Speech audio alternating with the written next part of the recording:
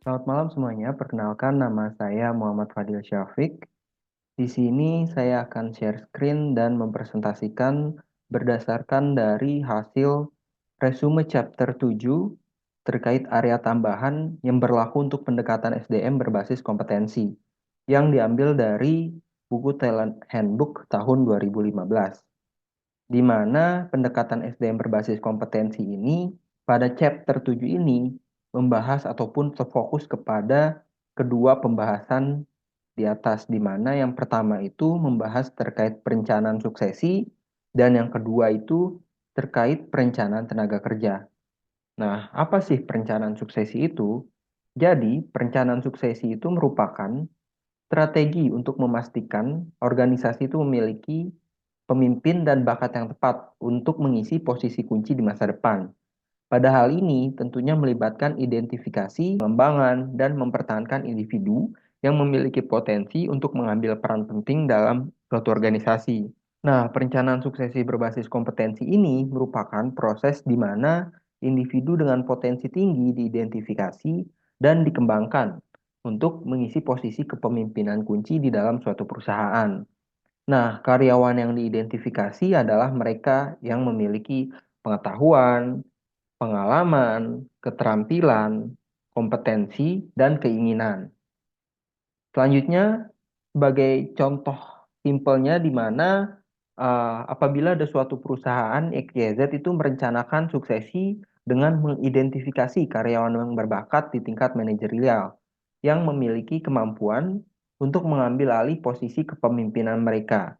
Nah, kemudian perusahaan itu tentunya akan memberikan pelatihan dan pengembangan kepada karyawan tersebut agar siap ketika saatnya tiba untuk mengisi posisi kunci di perusahaan tersebut.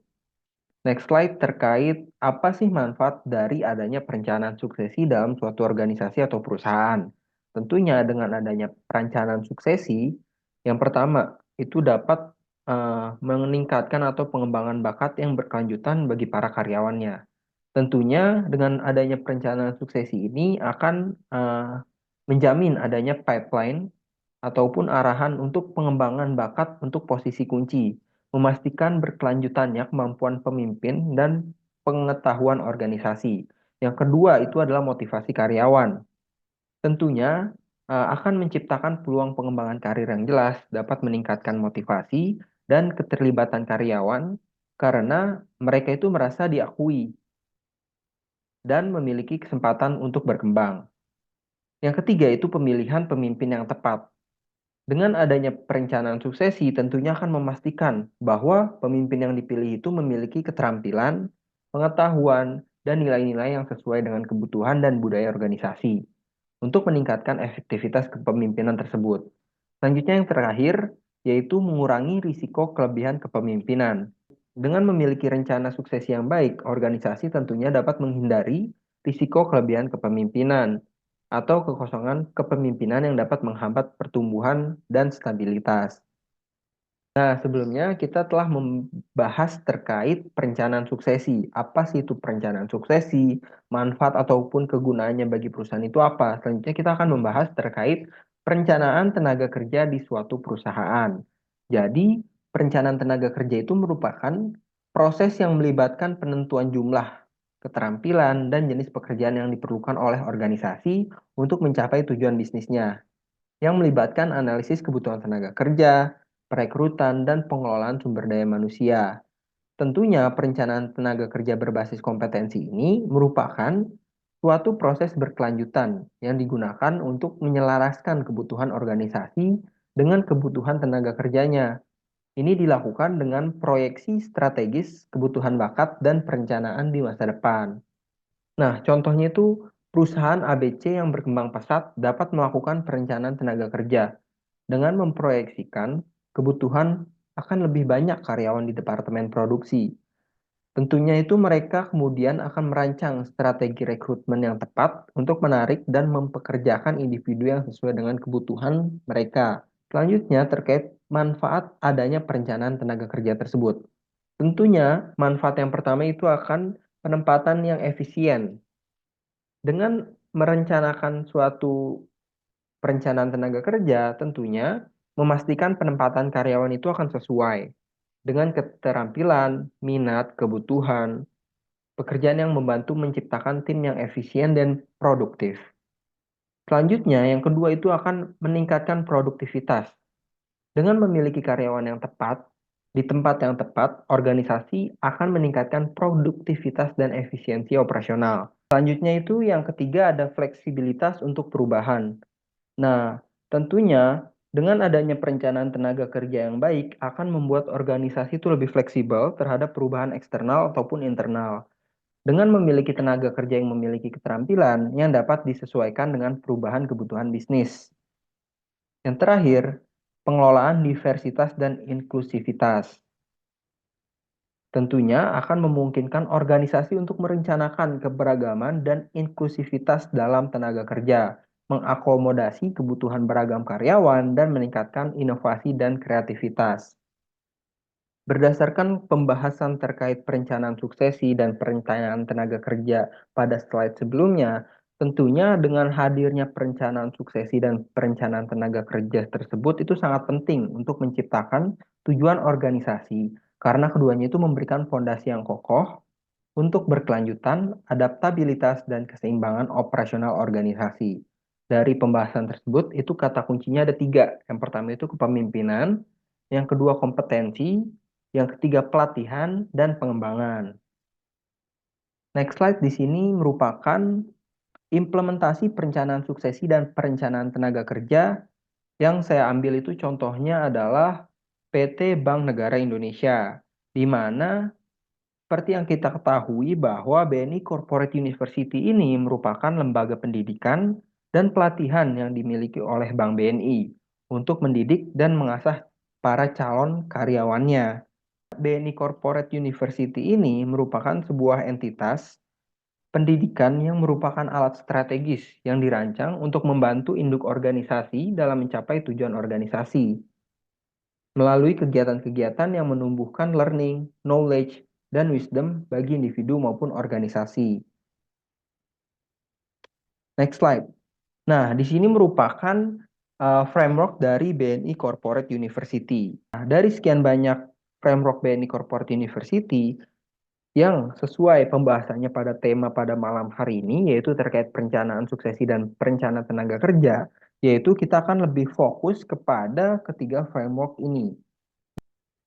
Selanjutnya, dari sekian banyak framework yang sudah ditampilkan pada slide sebelumnya, kita akan lebih terfokus kepada ketiga framework ini karena sesuai dengan pembahasan kita pada malam hari ini, yaitu terkait perencanaan suksesi dan perencanaan tenaga kerja, di mana BNI Corporate University ini menyediakan Leadership Academy, di mana unit learning solution itu fokus pada pengembangan pipeline dari identifikasi pemimpin masa depan dan talent penting untuk organisasi.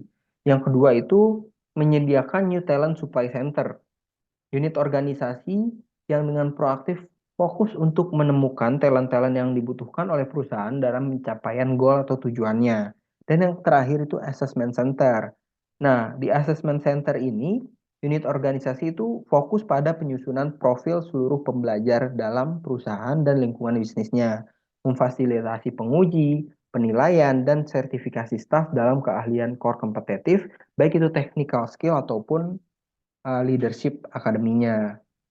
Selanjutnya pada slide ini akan membahas terkait jurnal yang saya ambil, yaitu terkait pelatihan dan pengembangan sumber daya manusia berbasis kompetensi.